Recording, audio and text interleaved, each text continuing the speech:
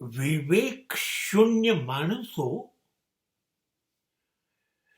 કાયમ રસ્તો જ ભૂલે, અને એને જે રસ્તો દેખાય એ રસ્તો બરબાદીનો હોય.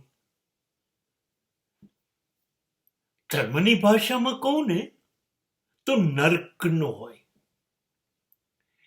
વિવેક એટલે શું?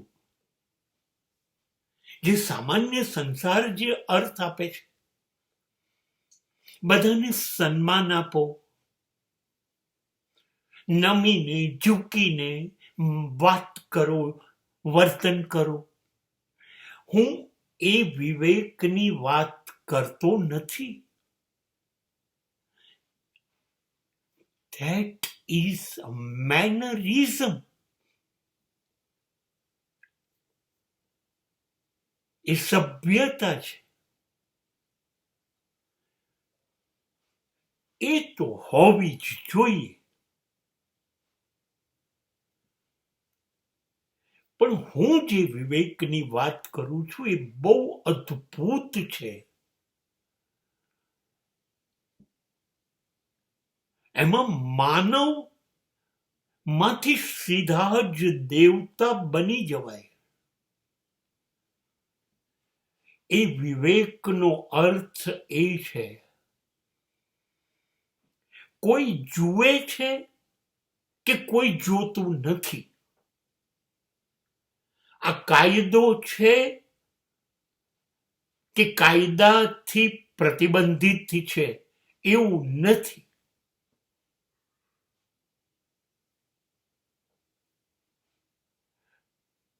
આ થાય કે ના થાય એવું લોકો કહે, સમાજ કહે, સરકાર કહે, એટલે હું ના કરું. તો એ વિવેક શૂન્ય ને કરવાનું.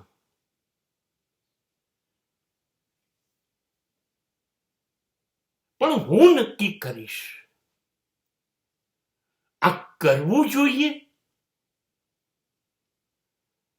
તો જ કરીશ. મારી અંદરથી જવાબ આવે, ના, આ ના થાય, આ ખોટું છે, તો હું નહીં કરું. બસ આ વિવેક કહેવાય. આ વિવેક કહેવાય. કોઈ જુએ છે ને કોઈ નથી જોતું, એની ઉપર હું કરીશ કે નહીં કરું. આ કાયદો છે ને કાયદા વિરુદ્ધનું છે, સમાજ છે ને સમાજ વિરુદ્ધનું, એટલે હું કરું કે એટલે હું ના કરું. નહીં,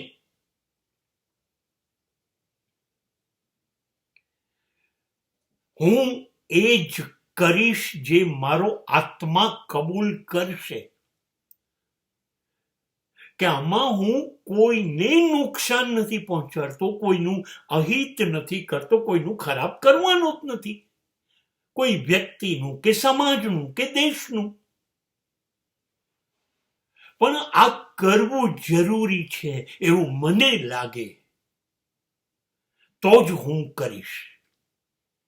અને મને એમ લાગે કે ના ના ના, you can't do this, તો મારી અંદરથી જેવો જવાબ આવશે તો હું નહીં કરું. બસ આ છે વિવેક. આ છે વિવેક. અને જો આ વિવેક શૂન્ય હોય